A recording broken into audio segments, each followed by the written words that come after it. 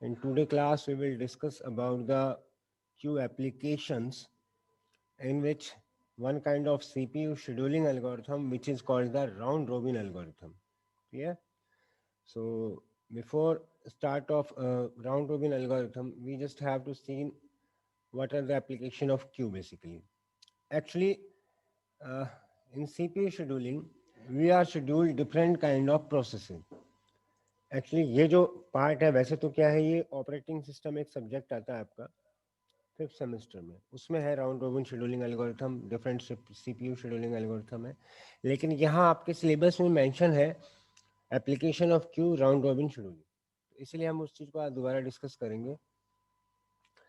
तो round robin क्या है basically? Round robin scheduling is a kind of CPU scheduling algorithm. Scheduling क्या होता है? शेड्यूलिंग होता है जो डिफरेंट प्रोसेस आपके कंप्यूटर पे आ रहे हैं या डिफरेंट जॉब आ रहे हैं, डिफरेंट टास्क आ रहे हैं, उनको वन बाय वन एग्जीक्यूट कराना। This is the scheduling basically. तो राउंड रोबिन क्या है basically? Round robin is a CPU scheduling algorithm. अब सीपीयू शेड्यूलिंग क्या होता है? दो तरीके से होती है, one is primitive and another is non primitive. तो राउंड रोबिन जो है it is a primitive scheduling algorithm basically. Round robin जो है आपकी कौन सी शेड्यूलिंग है? प्रिमिटिव शेड्यूलिंग एल्गोरिथम है, ठीक है। तो अगर मैं बात करूं तो this is your primitive scheduling algorithm, ये आपकी प्रिमिटिव मेथड है। प्रिमिटिव क्यों कहते हैं इसे? क्योंकि process are assign CPU only for a fix time of time at most, ठीक है। अभी आपको समझ में आ जाएगा, इसको आगे हम देखेंगे।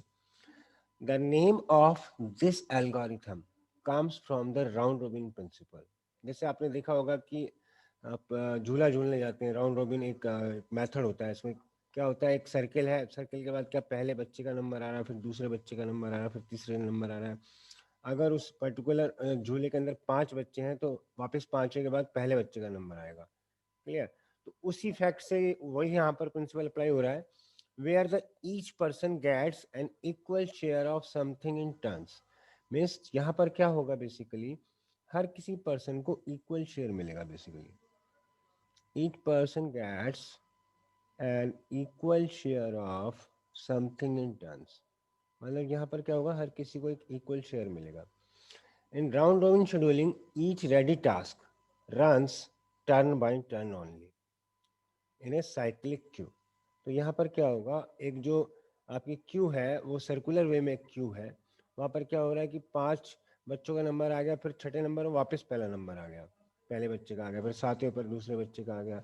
तो राउंड रोबिन में क्या होता है बेसिकली कि जो पर्सन है that will gets the equal share of something in turns, but that will be manner of a cyclic queue. तो वो आपका साइक्लिक क्यू के वे में आपका जनरेट रहेगा, ठीक है। अब बेसिकली बात आती है, अब हम इसे प्रिमिटिव लेकर चल रहे हैं, लेकिन उससे पहले आवाज नहीं, हम इसे प्रिमिटिव वे में लेकर चल रहे हैं, लेकिन हमें पता होना चाहिए किस तरह की शेड्यूलिंग हो सकती है।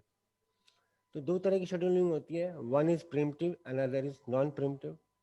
Primitive means a process may be preempted for another process which may be scheduled. A set of processes are processed in an overlapped manner. और नॉन प्रिमिटिव में क्या होगा? A process runs to completion when scheduled. Means दोनों में अगर हम major difference देखें तो मेजर डिफरेंस क्या होता है? मेजर डिफरेंस यही होता है कि आप जब भी किसी को प्रोसेस को स्टार्ट कर रहे हैं, आप जब भी किसी प्रोसेस को स्टार्ट कर रहे हैं प्रिमिटिव मैनर में क्या होगा? ऑलरेडी अगर एक प्रोसेस चल रहा है तो दूसरा प्रोसेस उसे ओवरलैप कर सकता है। ओवरलैप से मतलब उसके एग्जीक्यूशन को रोक सकता है और वो अपना एग्जीक्यूशन स्टार्ट कर सकता है। नॉन प्रिमिटिव में क्या होगा? जब तक आपका एक प्रोसेस कंप्लीट नहीं होगा दूसरा प्रोसेस नहीं आएगा। This is a non primitive scheduling. अगर हम जनरल लाइफ के एग्जांपल देखें, सपोज कोई पर्सन है, ऑलरेडी उसे फीवर है, वो डॉक्टर के पास आया, डॉक्टर उसे देख रहा है, इतने में कोई ब्लीडिंग वाला पेशेंट आ गया, तो डॉक्टर ने क्या किया? उस फीवर वाले पेशेंट को छोड़कर उस ब्लीडिंग वाले पेशेंट को पहले ले गया, ठीक है। अब उस ब्लीडिंग वाले पेशेंट की उसने जो भी उसको मेडिसिन देना था या दवा पट्टी जो करना था वो सब कर दिया। बाद में वापस क्या किया उसने? फिर अगेन उसी पेशेंट को सर्च किया है जो आपको पहले वाले पेशेंट को देख रहे थे। तो this is a kind of primitive scheduling. Means overlap manner में काम कर रहा है, जो शेड्यूल नेसेसरी है उसको हम पहले ले रहे हैं। नॉन प्रिमिटिव में क्या होता है? जो प्रोसेस एक बार शुरू हो गया वो फिर कंप्लीट ही होएगा। जैसे सपोज कोई डॉक्टर है, उसके पास कोई पेशेंट है और वो ऑपरेशन थिएटर में है, अब वो ओटी के अंदर है, तो ओटी के अंदर वो पहले उस पूरे को शेड्यूल करेगा, उसके बाद वो दूसरे पेशेंट को देख पाएगा। तो this is a kind of non primitive scheduling. तो इसमें बहुत ज़्यादा हम डीप में नहीं जाएंगे, क्योंकि ये पार्ट जो है आपका बेसिकली यहाँ अपना है ही नहीं है। तो प्रिमिटिव शेड्यूलिंग जो है, मतलब कहने का मतलब ये है कि जो राउंड रोबिन शेड्यूलिंग है वो आपकी एक प्रिमिटिव शेड्यूलिंग होती है। मतलब वहाँ पर क्या होता है, एक प्रोसेस को छोड़कर दूसरे पर आ जाते हैं, दूसरे को छोड़कर तीसरे पे आ जाते हैं, according to the requirement basically. ठीक है। तो राउंड रोबिन जो शेड्यूलिंग है, that is design for the time sharing system. मतलब ये टाइम पर डिपेंड रहेगा, टाइम शेयरिंग सिस्टम रहेगा। This is kind of primitive algorithm. इसके अंदर क्या होगा, CPU is shifted to the next process after fix interval of time. मतलब सीपीयू क्या हो जाएगा, शिफ्ट हो जाएगा कुछ समय के बाद, which is called the time quantum oblique time slice. Means वहाँ पर क्या होगा, एक टाइम स्लाइस के बाद वो सीपीयू क्या हो जाएगा, आपके नेक्स्ट प्रोसेस पर शिफ्ट हो जाएगा। इसके अंदर आपको हार्डवेयर टाइम की नीड है, and ready queue treated as a circular buffer. जो आपकी क्यू है वो as a circular buffer work करेगी। ठीक है। तो राउंड रॉबिन शेड्यूलिंग क्या होता है, this is design for the time sharing system. This is a kind of primitive algorithm, and CPU is shifted to the next process after fixed interval of time, which is called the time quantum slice. मतलब एक time slice के बाद वो एक मतलब दूसरे process पर वो शिफ्ट हो जाएगा। इसके अंदर आपको हार्डवेयर टाइमर की नीड होगी, और जो इसके अंदर क्यू होगी वो as a circular queue, circular buffer आपकी वर्क करेगी। ठीक है। ये इसका मेथड है कि किस तरह से हम राउंड रोबिन शेड्यूलिंग को करते हैं। फर्स्ट स्टेप क्या है, जो क्यू है आपकी वो फीफो टाइप होनी चाहिए। सेकंड क्या है, ए fix time slot is allotted to every process that arrive in the queue, and this fixed time is known as a time slice or time quantum. Means जो आपका fix time है, हर process को आप allot करेंगे, you will allow the each process the time slot basically. आप उस time slot में आप उसको टाइमिंग देंगे। 1 मिनट होल्ड करना आप।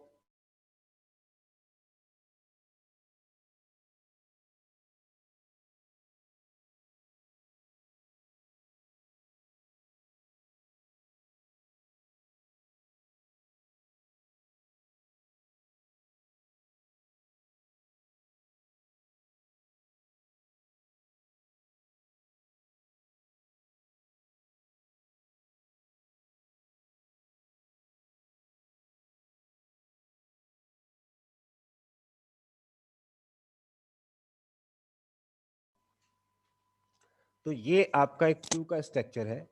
Q is a kind of FIFO base. मतलब जो आपकी क्यू होती है कोई भी, वो एक फीफो बेस स्ट्रक्चर होती है। सेकंड पॉइंट क्या है कि fix time slot is allotted to every process. हर प्रोसेस को आप फिक्स टाइम स्लॉट अलॉट करेंगे that arrive in a queue, और उस फिक्स टाइम को आप कहेंगे टाइम क्वांटम। जैसे सपोज मेरे पास 5 प्रोसेस है, मैंने हर किसी प्रोसेस को क्या किया, यहाँ पर एक टाइम स्लॉट दे दिया 1 सेकेंड। 1 सेकेंड जैसे ही हम टाइम स्लॉट यहाँ पर देंगे, तो क्या हो जाएगा आपका बेसिकली यहाँ पर जो आपका टाइम स्लॉट आ जाएगा कि 1 सेकेंड सभी को मिलने लग जाएगा। ठीक है। और थर्ड जो स्टेप है, the first process that arrives is selected. जो फर्स्ट प्रोसेस है वो आपका the first process that arrives is selected and send to the processor for execution. उस केस में क्यू के अंदर जो आपका फर्स्ट प्रोसेस होगा वो आपका सेलेक्ट हो जाएगा और वो एग्जीक्यूशन के लिए चला जाएगा। if it is not able to complete its execution within the time quantum provided, then an interrupt is generated using an automated timer. अगर वो किसी वजह से अपना एग्जीक्यूशन नहीं कर पा रहा है, तो आपका इंटरप्ट जनरेटेड हो जाएगा आपका टाइमर के ऊपर। ठीक है। तो इस तरीके से हो जाएगा आपका बेसिकली ये। अगर हम बात करें, वीडियो ऑफ करें अपना।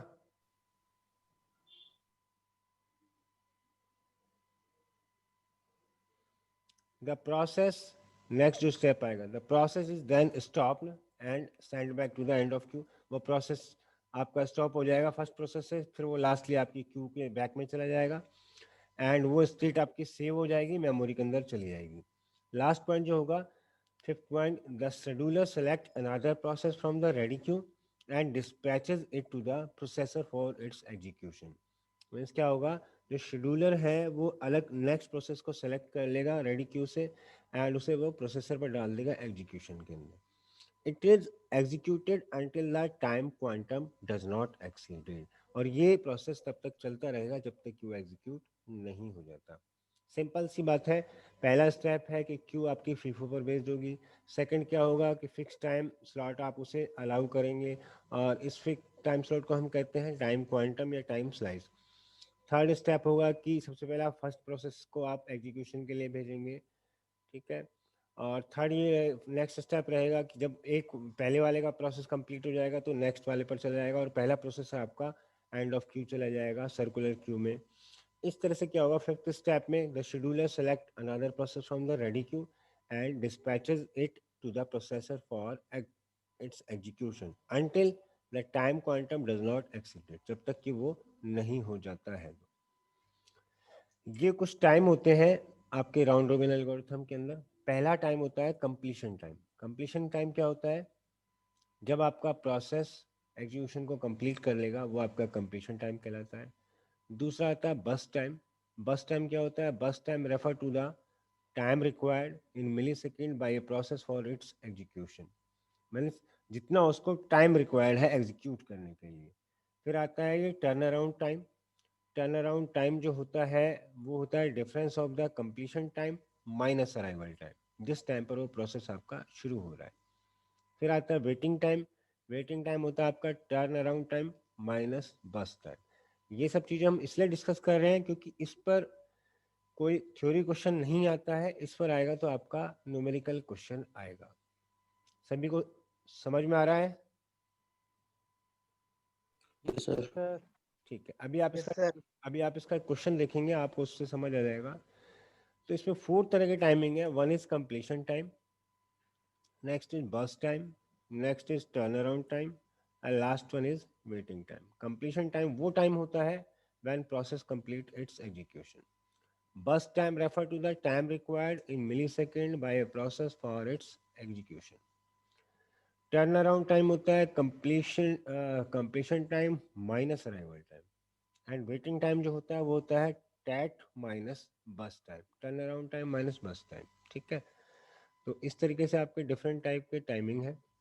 अब आप ये एग्जांपल देखिए, यहाँ पर क्या है, आपको 3 प्रोसेस दे रखे हैं P1 P2 P3, ऐसा ही क्वेश्चन आता है।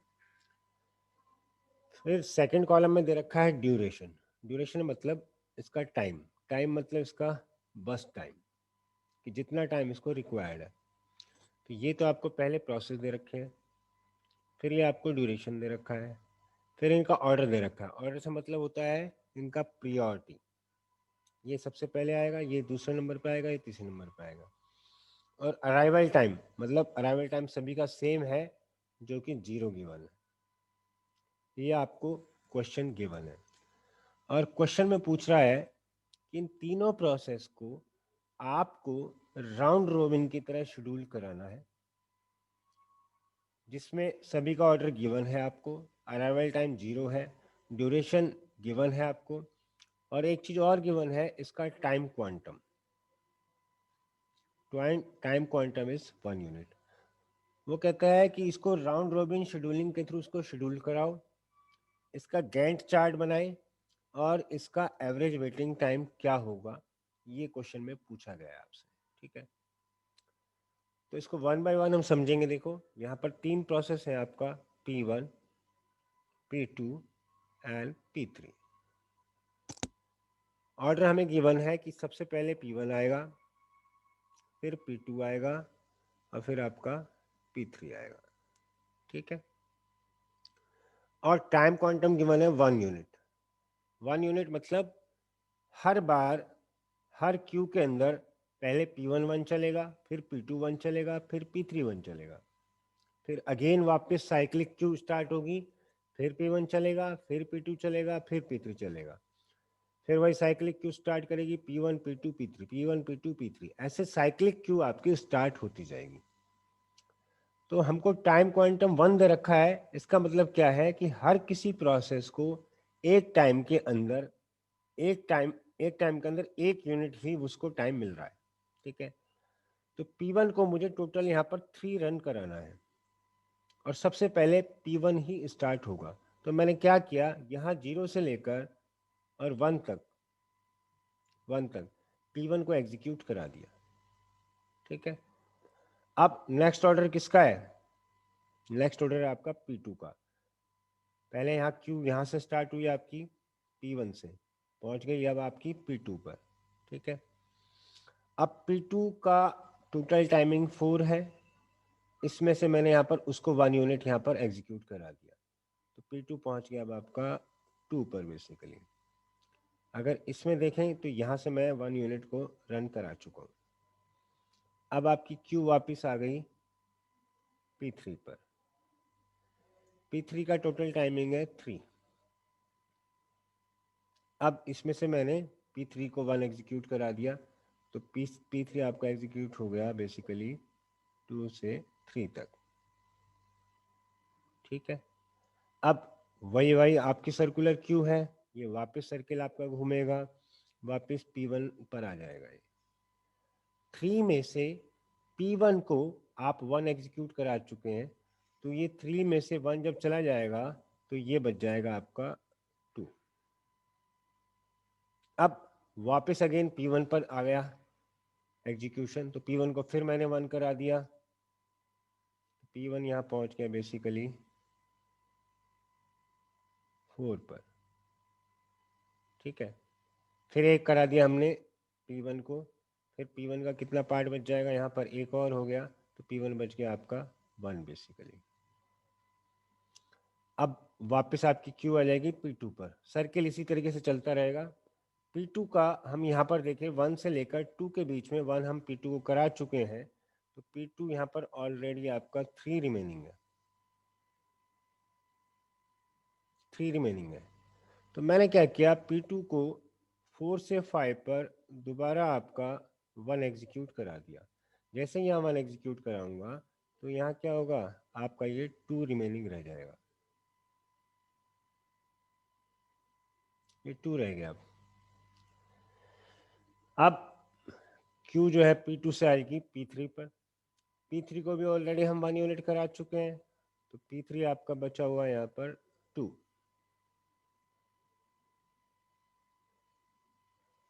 P3 बचा हुआ आपका 2, तो मैंने क्या किया, P3 को फिर एक करा दिया, P3 आ जाएगा आपका, कहाँ तक आ जाएगा, 5 से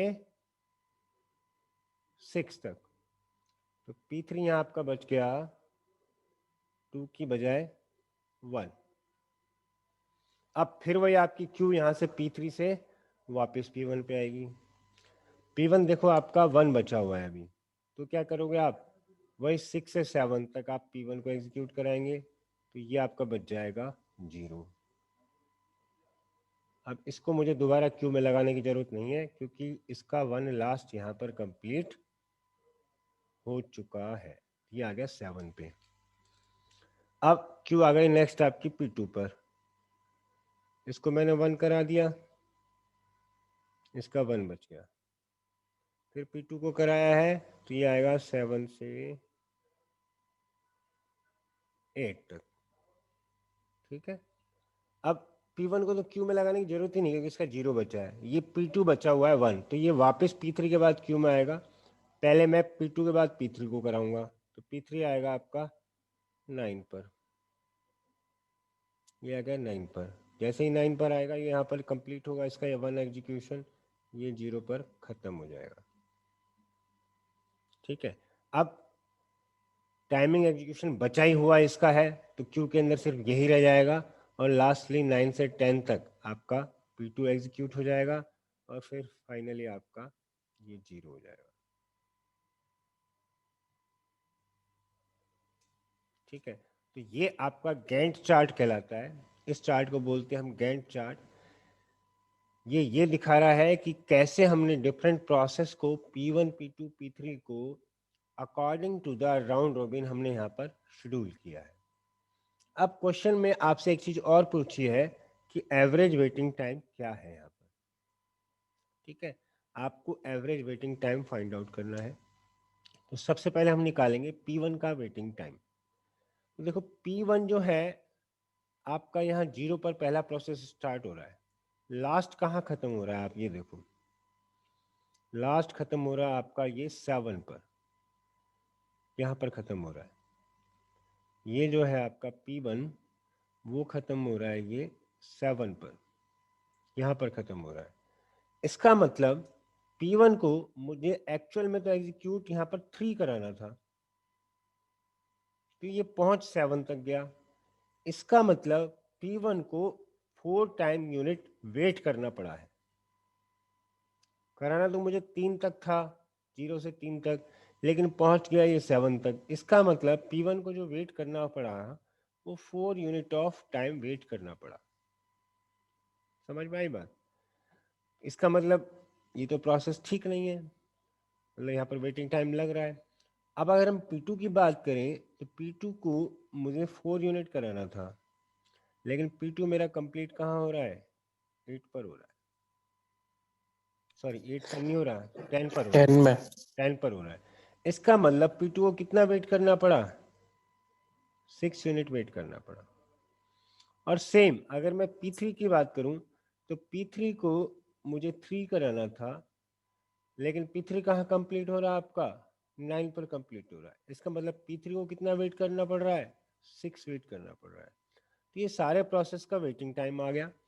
अब अगर एवरेज वेटिंग टाइम निकालना है तो कैसे निकलेगा, 4 plus 6 plus 6, 4 plus 6 plus 6 divide by 3 यानी कि 5.33। This is the average waiting time. समझ में आया सभी को? सर अराइवल टाइम क्या है? Yes sir. अभी दोबारा से एक बार ये एग्जांपल देखें आप, तब आपको और बेटर समझ में आएगा। बहुत ही अच्छा क्वेश्चन है ये, बहुत ही सिंपल क्वेश्चन है। देखिए हम डिस्कस कर रहे हैं round robin scheduling. Round robin scheduling क्या है, एक सीपीयू शेड्यूलिंग है जो कि प्रिमिटिव मैनर में होती है। इसके अंदर क्या होता है, हम एक टाइम क्वांटम लेके चलते हैं, टाइम स्लाइस लेके चलते हैं, जैसा कि इस एग्जांपल में टाइम क्वांटम 1 यूनिट गिवन है, और उस 1 यूनिट को हम 1 बाय 1 हर प्रोसेस को असाइन करते हुए चलते हैं। और जैसे ही वो प्रोसेस कंप्लीट होता है, जैसे उसका एक क्वांटम कंप्लीट होता है तो वापस अगेन क्यू में लग जाता है। ठीक है, इस तरीके से हम राउंड रॉबिन को चलाते हैं बेसिकली। यहाँ पर कुछ टाइमिंग गिवन होते हैं, जैसे इस एग्जांपल के अंदर आपको गिवन है एक अराइवल टाइम। अराइवल टाइम से मतलब क्या होता है, अराइवल टाइम वो टाइम होता है जिस टाइम पर वो प्रोसेस आपका स्टार्ट हो सकता है। जैसे यहाँ पर इस एग्जांपल में सभी का अराइवल टाइम आपको 0 गिवन है।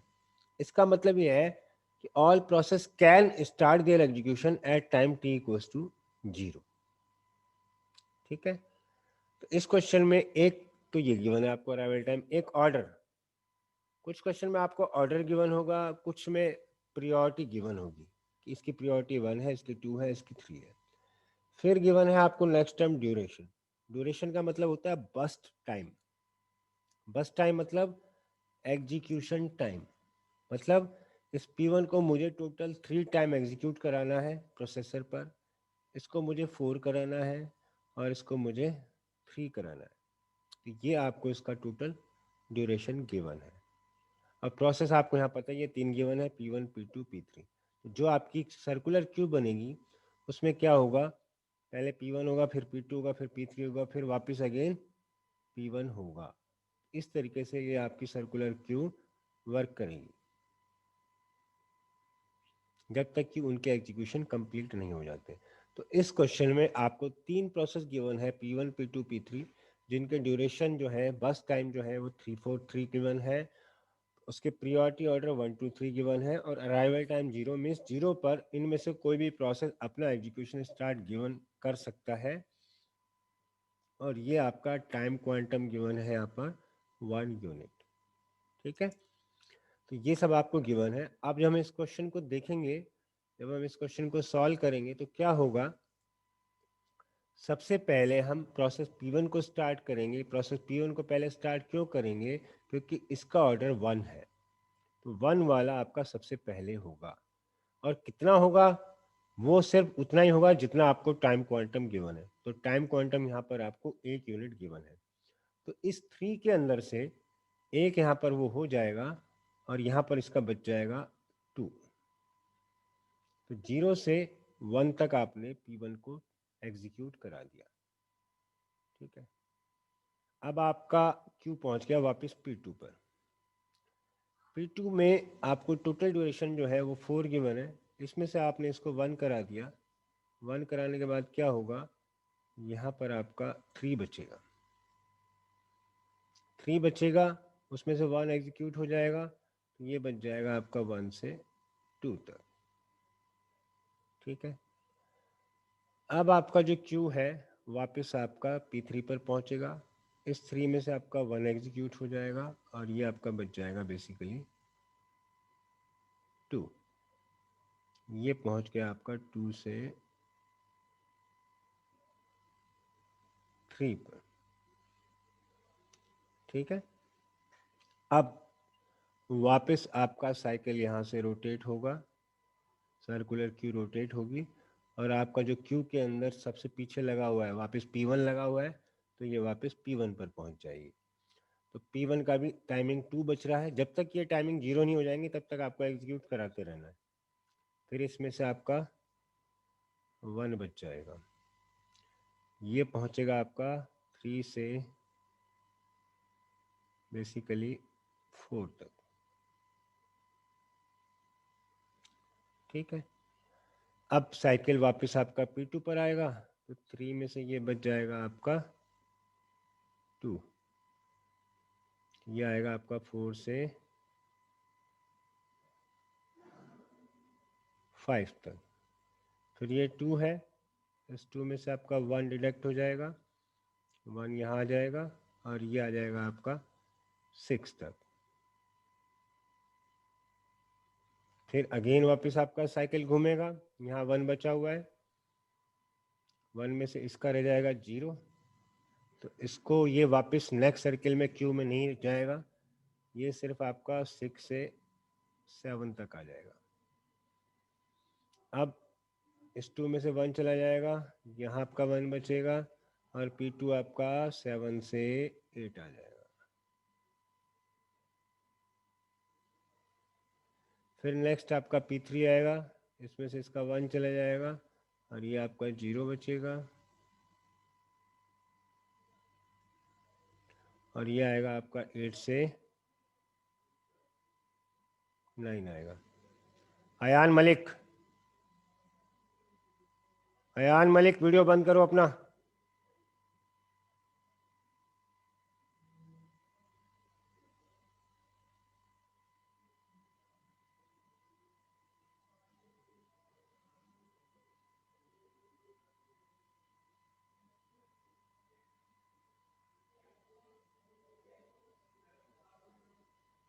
इस तरीके से जो लास्ट होगा आपका वो 9 से 10 पर जाएगा। जो ये लो होगा आपका लास्ट, वो आपका 9 से 10 तक चला जाएगा। ये आपका 9 से 10 तक चला जाएगा। लास्ट में जो आपका ये 1 बचा हुआ है, तो ये आपका क्लोज हो गया और ये आपका 0 बच गया। ठीक है, अब मुझे एवरेज वेटिंग टाइम निकालना है, तो कैसे निकालेंगे। P1 का 3 था,